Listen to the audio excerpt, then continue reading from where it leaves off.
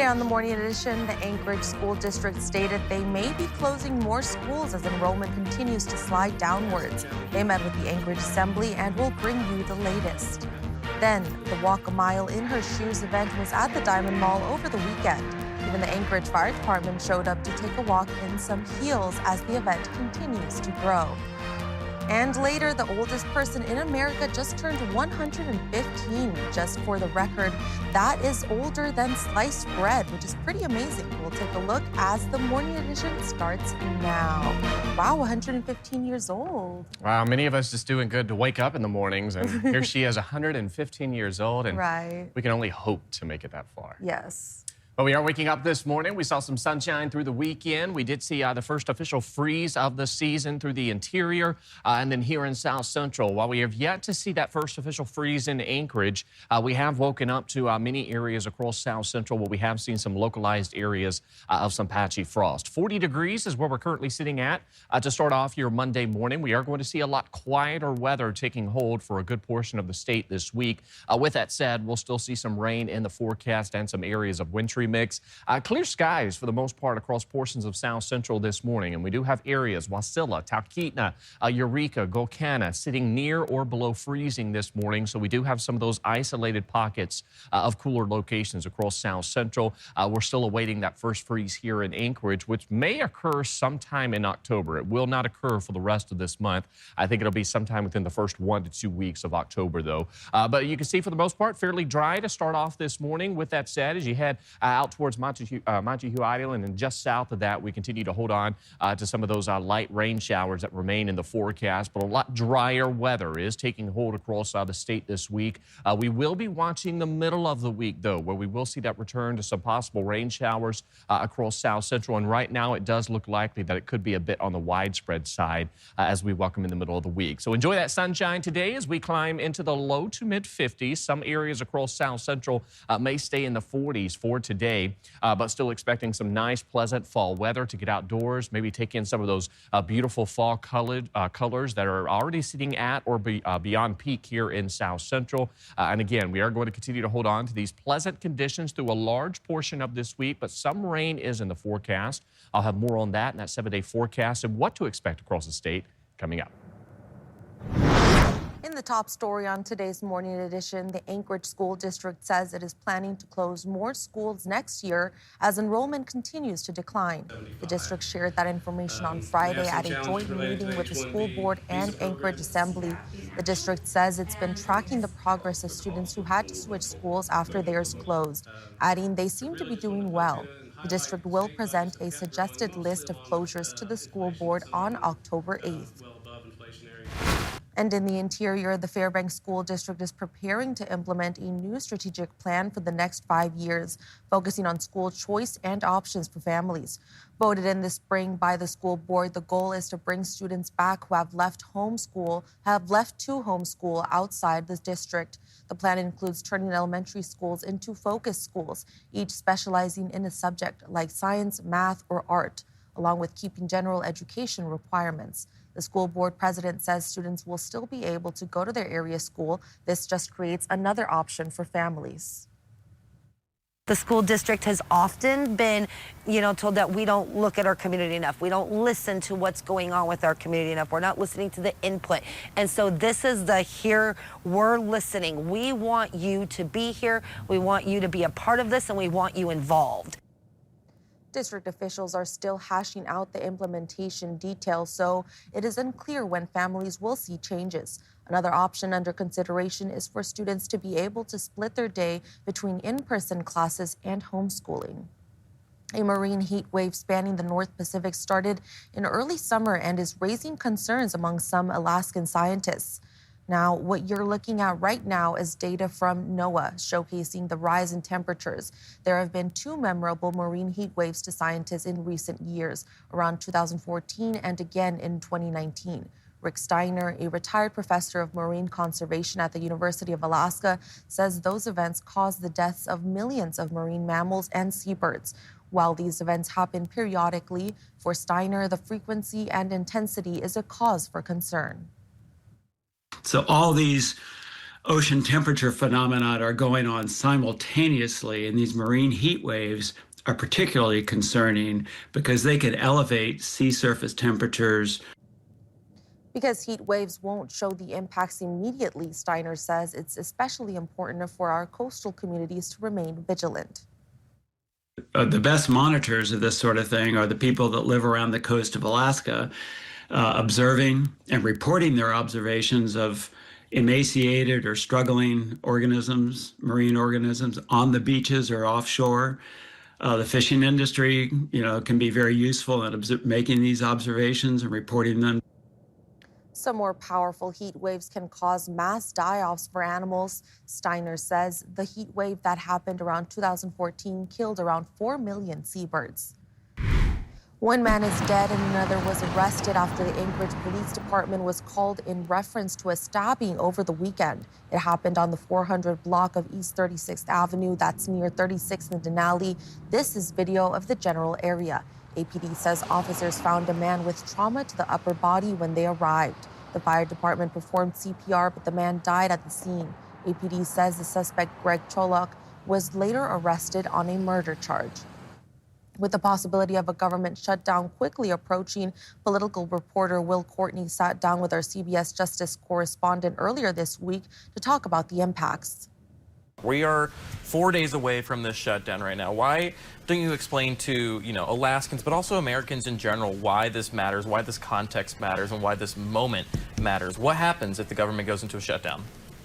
We can't remember in recent times a shutdown of the federal government that was this likely or almost this certain to happen. The deadline is Tuesday night. Eastern time, it's midnight before the shutdown commences, and the two sides aren't just at a stalemate, they're not even talking. Democrats and Republicans are not having meetings, not conversing. This thing is on a trajectory towards a shutdown. What does that mean locally? Any number of federal workers, of which our area has so many, would go without paychecks and would not be able to go onto the job. It cuts off some services. The veterans hospitals stay open. The FAA continues to help with all of our local flights, and emergency services continue. But lots of things get dialed back, and that has an economic impact. But there doesn't seem to be any trajectory change between now and Tuesday. No meetings are scheduled. No phone calls are planned. This thing seems inevitable, if not imminent.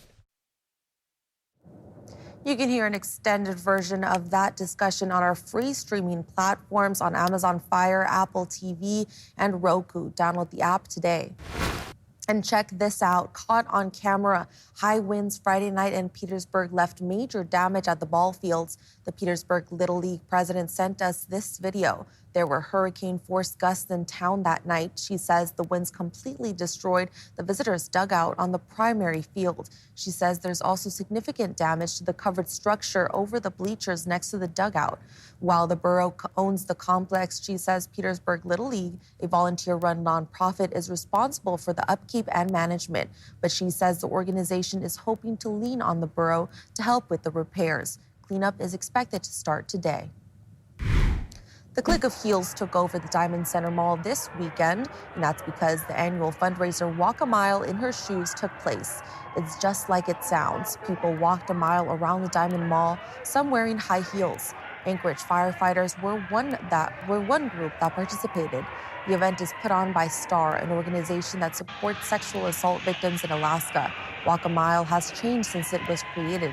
Originally, it was meant for men to wear heels, to literally step into her shoes, but has grown to include everyone. The event helps fund all the services that STAR provides.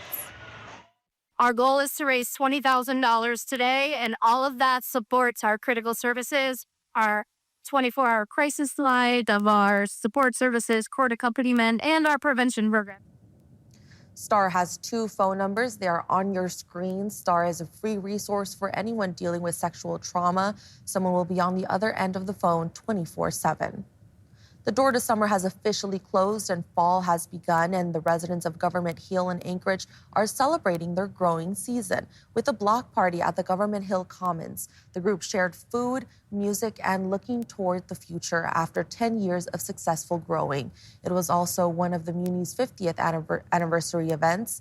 Along with the celebration of the harvest, the group was also celebrating the opening of the new gate.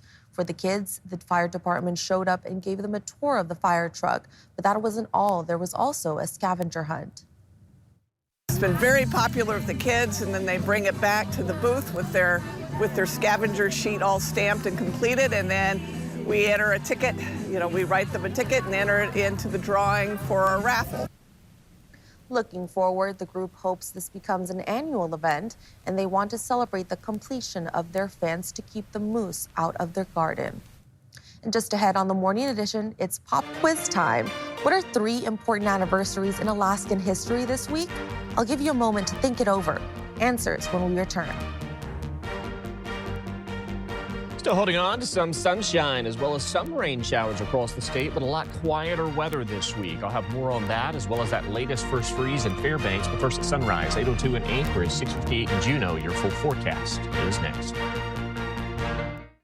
Good morning, Aaron. It was a pretty chilly morning. Yeah, we are seeing those temperatures across the state continuing to cool off across a large portion of Alaska, which through the weekend we did officially hit that first freeze in Fairbanks, which tied for the latest first freeze, which we did see last year at the same time period as well. Cooler weather is taking hold statewide, and we're also watching that frost potential in South Central. We did see portions of East Anchorage into the Copper River Basin, the Susitna Valley, and portions of the Kenai, where we've already managed to see some of that frost potential. And we are waking up this morning to many areas across the state in the 20s, 30s, and even some 40s. Out towards southeast, we even have some 30s in the forecast. 37 degrees this morning in Juneau, 38 in Yakutat. Notice a lot drier weather this week across the state. We're still got some lingering activity across the Gulf Coast region, but even for southeast, we'll see a lot drier weather taking hold this week. And then we've got some persistent winds that continue to remain for areas of the Aleutians, with just some spotty to isolated showers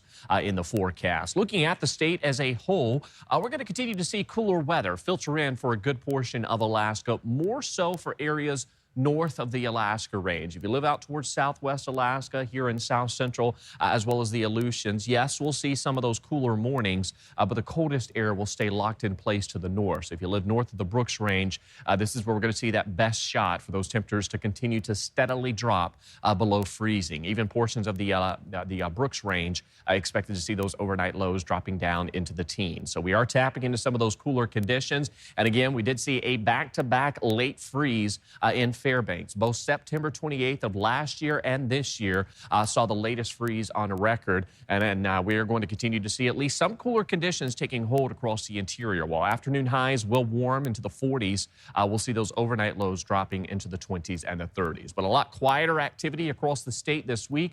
Still seeing some of that light activity out towards southeast. You can see portions of the Alaska Range, particularly across eastern parts of the Alaska Range, as well as the Copper River Basin. I can't rule out some light wintry mix, if not some flurry activity as we welcome in the overnight hours on into our Tuesday, but largely continuing to hold on to dry conditions until we welcome in the middle of the week. This is our next system we're watching that will bring the potential for some widespread rain across South Central from Wednesday into Thursday. Thankfully, though, this week is not going to be ample rainfall opportunities like we have been seeing for a good portion of September. So we're watching Wednesday and Thursday to close out the week. We can't rule out some spotty to isolated showers, with that activity expected to increase once again as we welcome in the start of next week. Statewide, though, many areas expected to top out in the 40s and the 50s today, outside of locations as you head north of the Brooks Range, where we'll see those afternoon highs sitting near freezing, and we can't rule out some light flurry activity for areas along the slope. Daily highs across South Central will warm into the upper 40s and some 50s as we head through each and every day. There's that rain arriving by the middle of the week. Still awaiting our first official freeze here in South Central. You can see those overnight lows still remaining fairly mild, some cooler mornings. We may see some localized areas of frost potential throughout the week. All right, thank you, Aaron.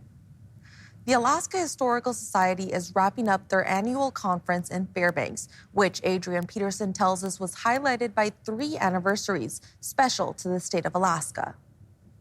About 130 historians and experts from around the state gathered at the University of Alaska Fairbanks this week for the Alaska Historical Society annual conference. We're in Fairbanks this year for 3 important anniversaries. Those anniversaries included the startup of the pipeline 50 years ago, the state constitutional convention which took place at the university 70 years ago, and the 100th anniversary of the Serum Run to Nome. I think also the fact that it's being held on the university campus, the first campus of the university system, and the flagship campus, is equally important and equally suitable.